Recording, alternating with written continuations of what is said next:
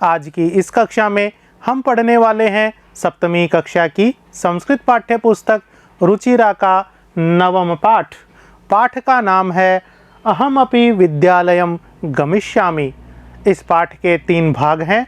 आज हम पहला भाग पढ़ेंगे और इस भाग में हम पाठ के पूर्वार्ध का अध्ययन करेंगे। पूर्वार्ध अंश का मतलब है पाठ का आधा भाग हम इस वीडियो में पढ़ेंगे। तो आइए पहले हम थोड़ा सा पाठ का परिचय प्राप्त कर लेते हैं। अहमपि विद्यालयम गमिष्यामि, यह पाठ का शीर्षक है। अहमपि, इस पद का जब विग्रह करेंगे तो यहाँ पर 2 पद आएंगे, अहम अपि। इसी प्रकार विद्यालयम, यह जो पद है वो विद्यालय शब्द के, विद्यालय इस पुंलिंग शब्द के द्वितीय विभक्ति के एक वचन का रूप है। और गमिष्यामि, यह क्रियापद है, गम धातु के लृट लकार के उत्तम पुरुष के एक वचन का रूप है। ये तो था पदों का परिचय। अर्थ क्या है शीर्षक का? अहम अपि, मैं भी, विद्यालयम, विद्यालय, गमिष्यामि, जाऊंगी। तो लृट लकार भविष्यत काल के अर्थ को सूचित करता है, इसीलिए गमिष्यामि, जाऊंगी। पाठ का यह शीर्षक है, मैं भी विद्यालय जाऊंगी। पाठ का शीर्षक क्यों रखा है? तो यह जो पाठ है वो एक ऐसी बालिका के बारे में है जो विद्यालय जाना चाहती है, किंतु उसके परिवार की स्थिति खराब है, इसीलिए वो अपनी माता के साथ दूसरों के घरों पर जाकर कार्य करती है, जिससे उसके परिवार का भरण पोषण हो सके। काम को ढूंढते हुए अपनी माता के साथ जब वह एक महिला से मिलती है तो वो महिला उसे बताती है कि तुम्हारी पुत्री की आयु तो बहुत छोटी है, इसे तो विद्यालय जाना चाहिए। तो उस बालिका की माता कहती है कि हम गरीब लोग हैं, विद्यालय जाने के लिए पोशाक चाहिए, पुस्तकें चाहिए और शुल्क वहाँ पर देना पड़ता है पढ़ने के लिए, ये सारी चीज़ें हम नहीं कर सकते हैं। तो महिला उन्हें बताती है कि पास में ही जो भी कोई सरकारी विद्यालय है उसमें आप अपनी पुत्री का प्रवेश कराइए। सरकारी विद्यालयों में पुस्तक, गणवेश, छात्रवृत्ति अथवा मध्याह्न भोजन इत्यादि सभी कुछ निःशुल्क मिलता है। वहाँ पर पढ़ाने का कोई भी पैसा नहीं लगता है। जब महिला ने उस पुत्री को और उसकी माता को ये बात बताई तो सुनकर वो बहुत विस्मय अर्थात आश्चर्यचकित हुई और उन्होंने ये विश्वास दिलाया कि मैं अवश्य अपनी पुत्री को सरकारी विद्यालय में प्रवेश दिलाऊंगी। इस प्रकार यह पाठ हमें यह बताता है कि आज के समय में शिक्षा बालकों का मौलिक अधिकार है और न केवल बालकों को अपितु उनके माता पिता को भी मौलिक अधिकार के विषय में, शिक्षा के मौलिक अधिकार के विषय में जागरूक होना चाहिए और अपने पुत्र या पुत्री को अवश्य सरकारी विद्यालय में पढ़ाना चाहिए। तो ये एक वृत्तांत है जिसको इस पाठ में समावेशित किया गया है। तो आइए पाठ को पढ़ते हैं। पाठ में पहला ये गद्यांश है। इसमें मालिनी और गिरिजा, ये 2 महिला हैं जो आपस में बातें करती हैं। क्या बातें करती हैं? पहले हम गद्यांश का वाचन करेंगे संस्कृत में, इसके बाद क्रियापद और कठिन पदों के अर्थ के साथ हम गद्यांश के अर्थ को जानेंगे। तो आइए वाचन करते हैं। मालिनी, प्रतिवेशिनीं प्रति गिरिजे मम पुत्रः मातुल गृहं प्रति प्रस्थितः, कांचिद् अन्यां कामपि महिलां कार्यार्थं जानासि तर्हि प्रेषय। गिरिजा, आम सखी, अद्य प्रातः एव मम सहायिका स्वसुतायाः कृते कर्मार्थं पृच्छति स्म। श्वः प्रातः एव तया सह वार्तां करिष्यामि। तो ये गद्यांश था जिसका हमने वाचन किया है।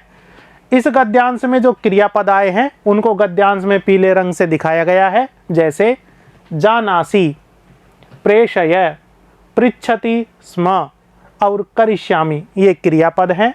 जानासि का अर्थ है जानती हो, प्रेषय इसका अर्थ है भेजो, पृच्छति स्म इसका अर्थ है पूछ रही थी। और करिष्यामि यह लृट लकार का क्रियापद है, इसका अर्थ है करूँगी। यहाँ पर गद्यांश में यदि स्त्रीलिंग का वाक्य है तो स्त्रीलिंग के अनुसार यहाँ पर क्रियापदों के अर्थ दिखाए गए हैं। यदि यही क्रियापद पुरुष यदि करता हो वाक्य में तो उनके अनुसार भी इनका अर्थ आता है। तो ये क्रियापद थे जिनका हमने बोध किया। अब हम गद्यांश में जो कठिन पद हैं उनका अर्थ जान लेते हैं। जैसे प्रतिवेशिनीम, मातुल गृहम, कार्यार्थम, स्वसुतायाः कृते कम कर्मार्थम। प्रतिवेशिनीम इस पद का अर्थ है पड़ोसन को। प्रतिवेशिनी यह स्त्रीलिंग का शब्द है और द्वितीय विभक्ति में इसका अर्थ आएगा पड़ोसन को।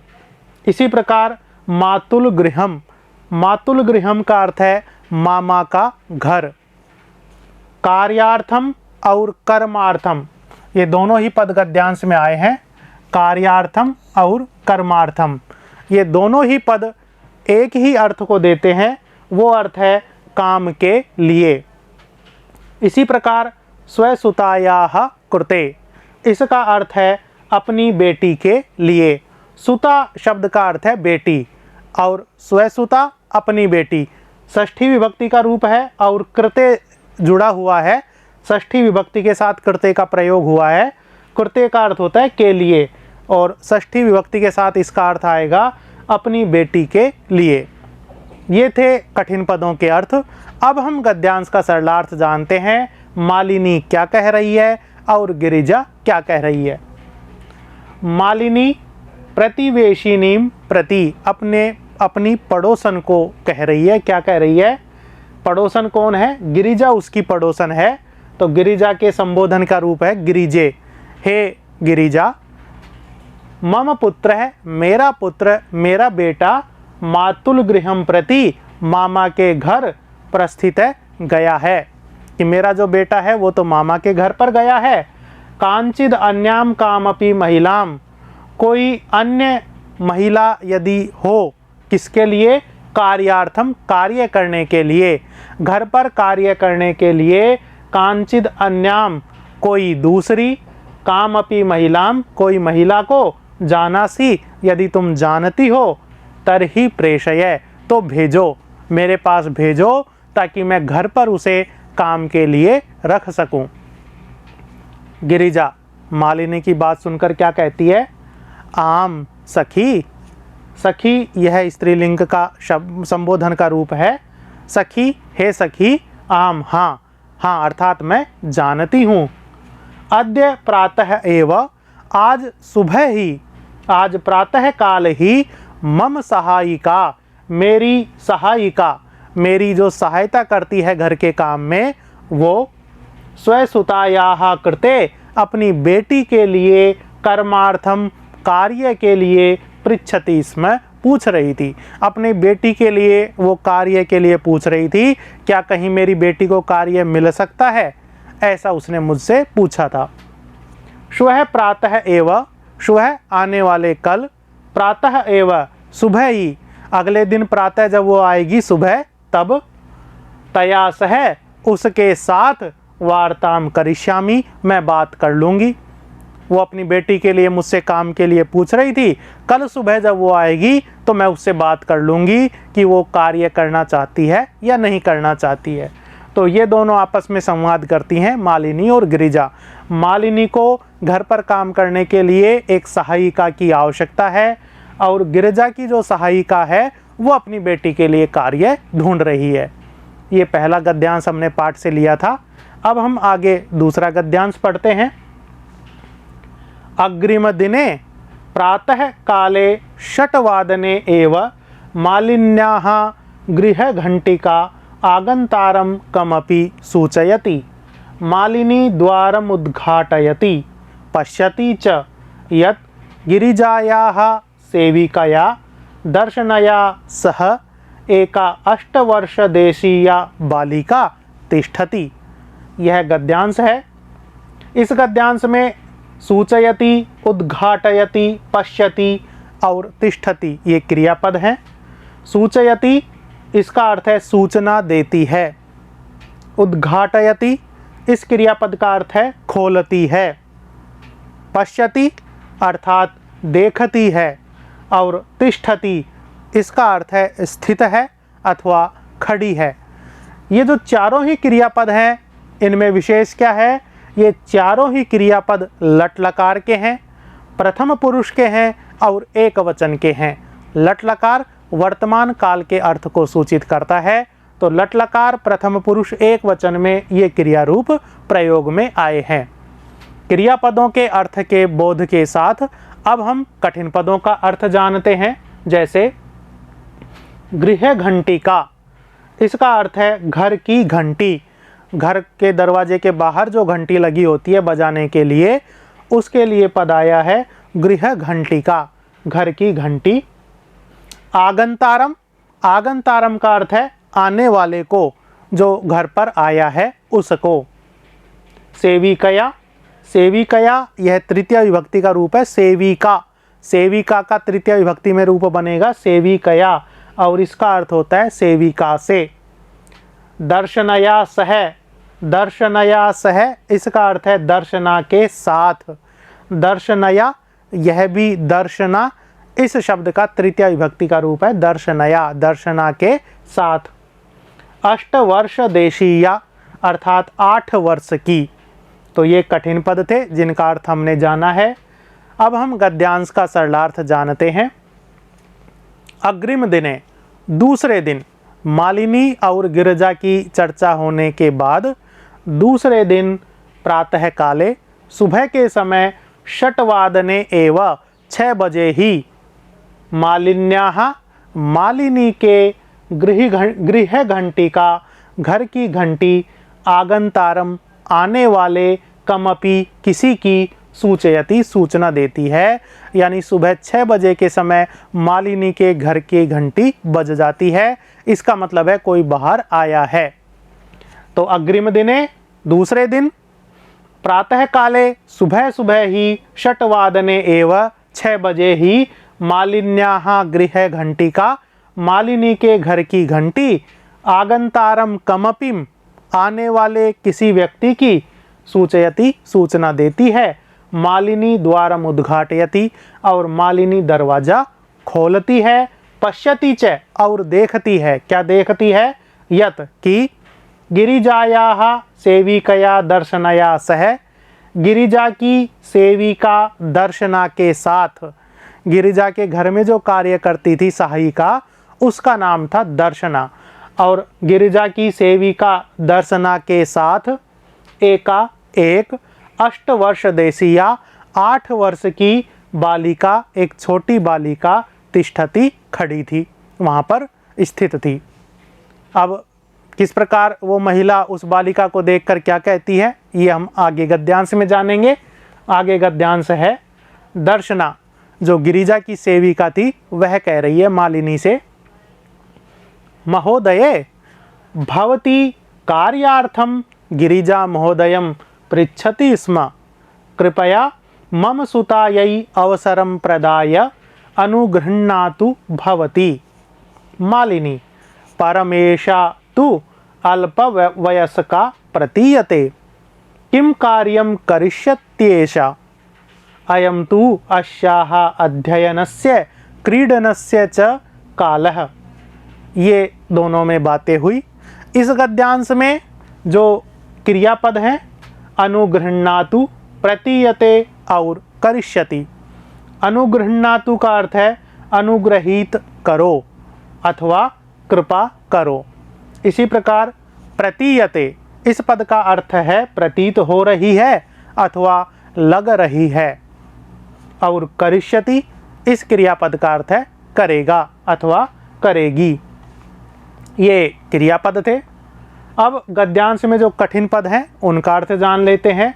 जैसे सुतायै, सुतायै इसका अर्थ है पुत्री के लिए। सुतायै यह चतुर्थी विभक्ति का रूप है। जिस प्रकार आकारांत जो शब्द है रमा, इसका चतुर्थी विभक्ति में बनेगा रमायै, लता का लतायै, इसी प्रकार सुता का बनेगा सुतायै। सुतायै पुत्री के लिए, प्रदाय प्रदान करके अर्थात देकर, भवती आप, यहाँ पर भवती क्रियापद भी होता है, लेकिन अंतर क्या है? क्रियापद में भवती अगर क्रियापद के रूप में आएगा तो वहाँ पर ती हमें छोटा मिलेगा, ह्रस्व मिलेगा, और आप इस अर्थ में भवती में इकार दीर्घ होगा। तो भवती आप, परम किंतु, ऐशा यह, अल्पवयस्का, अल्पवयस्का का अर्थ है कम आयु की, अल्प का अर्थ है कम और वयस्का का अर्थ है आयु वाली, जिसकी आयु कम है, उम्र छोटी है। क्रीडनस्य इसका अर्थ है खेलने का। तो ये कठिन पद थे जिनका अर्थ हमने जाना है। परम ऐशा, ये यहाँ पर विच्छेद करके लिखा है, पहले वाले गद्यांश में हमने इसको संयुक्त रूप से पढ़ा था। अब हम इस गद्यांश का अर्थ जान लेते हैं। दर्शना कह रही है मालिनी से, क्या कह रही है? महोदये, हे महोदया, भवती आप कार्यार्थम, कार्य के लिए, घर में कार्य करने के लिए, कार्यार्थम कार्य करने के लिए, गिरिजा महोदयम, गिरिजा महोदय को पृच्छति, इसमें पूछ रही थी। क्या पूछ रही थी? कि मुझे घर में कार्य करने के लिए एक सहायिका चाहिए, यदि तुम किसी को जानती हो तो बताओ या मेरे पास भेजो। तो दर्शना जो मालिनी के पास आई थी वो गिरिजा महोदय की भेजी हुई सहायिका थी, इसीलिए उसी का प्रसंग यहाँ पर आ रहा है कि आपने कार्यार्थम, घर का कार्य करने के लिए, गिरिजा महोदयम, गिरिजा महोदय से पृच्छति, इसमें पूछा था। कृपया, कृपा करके, मम सुतायै, मेरी पुत्री को, अवसरम प्रदाय, अवसर देकर, मौका देकर, अनुगृह्णातु भवती, भवती आप अनुगृह्णातु, अनुग्रहित करें, मुझ पर कृपा करें कि मेरी बेटी को तुम्हारे घर में काम करने का अवसर दें और मुझ पर कृपा करें। कृपा क्यों करें? क्योंकि वो गरीब थी, उनका परिवार का भरण पोषण वो दोनों माँ बेटी मिलकर करती थी, इसीलिए वो मालिनी से निवेदन करती है कि वो उनकी बेटी को घर पर करने के लिए कार्य दे दे। मालिनी कह रही है, क्या कह रही है? परम किंतु, ऐशा तू, यह तो, यह तुम्हारी पुत्री तो, अल्पवयस्का, छोटी उम्र की, प्रतीयते, प्रतीत हो रही है, लग रही है, इसकी उम्र तो बहुत छोटी लग रही है। किम कार्यम करिष्यति ऐशा, ऐशा यह बालिका, किम कार्यम करिष्यति, क्या कार्य करेगी? यानी ये तो बहुत छोटी है, घर के बड़े कार्य कैसे करेगी? अयम तु, यह तो, अस्याह, इसके, अध्ययनस्य, अध्ययन करने का अर्थात पढ़ने का, क्रीडनस्य च कालः, और खेलने का समय है। ये इसकी काम करने की उम्र नहीं है, अपितु यह तो इसके अध्ययन का और खेलने का समय है। या तो इसको पढ़ाई करने दो और खेलने दो, इसको घर का कार्य मत करने दो, ऐसा मालिनी के कहने का भाव था। मालिनी के कहने से उस दर्शना पर क्या प्रभाव पड़ता है, वो क्या कहती है, आइए जानते हैं। अगला गद्यांश हम पढ़ते हैं। ये जो गद्यांश, इस अभी जो हमने गद्यांश पढ़ा है, इसमें जो चित्र है, इसमें मालिनी जो है यहाँ पर खड़ी हुई है और इधर जो खड़ी है पुत्री के साथ, एक छोटी बालिका के साथ, वो है दर्शना। ये अपनी बेटी के लिए मालिनी से काम मांगने के लिए आई है, किंतु मालिना पूछ रही है कि यह तुम्हारी बेटी तो बहुत छोटी है, अभी इसकी उम्र पढ़ने की और खेलने की है, यह क्या कार्य करेगी? तो अब जो है दर्शना क्या कहती है? दर्शना कह रही है, एषा एकस्य गृहस्य संपूर्णं कार्यं करोति स्म, सह परिवारः अधुना विदेशं प्रति प्रस्थितः, कार्याभावे अहम् एतस्यै कार्यमेव अन्वेषयामि स्म, येन भवत्सदृशानां कार्यं प्रचलेत्, अस्मत्सदृशानां गृह संचालनाय च धनस्य व्यवस्था भवेत्। मालिनी कह रही है, परम एतत्तु सर्वथा अनुचितम, किम न जानासि यत् शिक्षा तु सर्वेषां बालकानां सर्वासां बालिकानां च मौलिकः अधिकारः। ये बात जो है मालिनी ने दर्शना से कही। गद्यांश में यहाँ पर कुछ पद हैं जो संयुक्त हैं, जैसे कार्या भावे। इसका जब विभाग करेंगे तो हमें यहाँ पर संधि प्राप्त होगी कार्य प्लस अभावे। दीर्घ सवर्ण दीर्घ संधि के कारण ये संयुक्त पद है कार्या भावे। इसी प्रकार कार्यमेवान्वेषयामि, इसमें जो है 3 पद हैं। विभाग करने पर पहला पद निकलेगा कार्यम, दूसरा पद है एव और तीसरा पद है अन्वेषयामि। एवान्वेषयामि, इन दोनों पदों में भी सवर्ण दीर्घ संधि प्राप्त होती है। तो ये संयुक्त पद थे जिनका हमने विभाग जाना है। अब इस गद्यांश में जो क्रियापद हैं, जैसे करोति स्म, अन्वेषयामि, प्रचलेत, भवेत, जानासि, इनका अर्थ क्या है? करोति स्म, इसका अर्थ है करती थी। करोति लट लकार का क्रियापद है, किंतु स्म इस पद के साथ यह भूतकाल का अर्थ देता है। अन्वेषयामि स्म, इसका अर्थ है ढूंढ रही थी। अन्वेषयामि यह भी लट लकार का रूप है, किंतु स्म इस पद के कारण यह भूतकाल का अर्थ दे रहा है। पहले भी हमने पढ़ा है कि लट लकार की क्रियाओं के साथ जब स्म पद का प्रयोग किया जाता है तो वो लट लकार की के क्रियापद लंग लकार का अर्थात भूतकाल का अर्थ देते हैं। तीसरा क्रियापद है प्रचलेत, विधिलिंग लकार का क्रियापद है, इसका अर्थ है चले। भवेत, यह भी विधिलिंग लकार का है, इसका अर्थ है हो अथवा होवे। और जानासी, इसका अर्थ है जानती हो। ये क्रियापद थे। अब हम गद्यांश में जो कठिन पद आए हैं उनका अर्थ जान लेते हैं। जैसे कार्याभावे, इसका अर्थ है, कार्याभावे से पहले एक पद है अधुना। अधुना का अर्थ है अब, इस समय। कार्याभावे, कार्याभावे का अर्थ है कार्य के अभाव में। इसी प्रकार एतस्यै, एतस्यै इसका अर्थ है इसके लिए। एतस्यै यह सर्वनाम शब्द है और स्त्रीलिंग में एतस्यै यह चतुर्थी विभक्ति का रूप बना है। स्त्रीलिंग के लिए प्रयोग होगा इसके लिए। अगर पुल्लिंग में इसका प्रयोग करेंगे तो चतुर्थी विभक्ति में एतस्यै नहीं बनेगा, पुल्लिंग में बनेगा एतस्मै। इसके बाद भवत् सदृशानाम, इस पद का अर्थ है आप जैसों का, यानी आप जैसे लोगों का। और अस्मत् सदृशानाम, इसका अर्थ है हमारे जैसों का, हमारे जैसे लोगों का। गृह संचालनाय, गृह संचालनाय का अर्थ है घर चलाने के लिए, घर का खर्चा चलाने के लिए। तो ये कठिन पद थे जिनका अर्थ हमने जाना है। अब हम गद्यांश का सरलार्थ जानते हैं। दर्शना क्या कह रही है और मालिनी क्या कह रही है। तो पिछले गद्यांश में मालिनी ने दर्शना से पूछा था कि यह 8 वर्ष की छोटी बालिका है, यह क्या कार्य करेगी। तो मालिनी उत्तर दे रही है, एषा, यह, एकस्य गृहस्य, एक घर का, संपूर्णम कार्यम, पूरा कार्य, करोति स्म, कर लेती थी। सह परिवार है, वह परिवार, जिस परिवार में यह कार्य करती थी वह परिवार अधुना अब विदेशम प्रति प्रस्थित है, विदेश की ओर प्रस्थान कर गया, यानी अब वो यह देश छोड़कर विदेश में चला गया।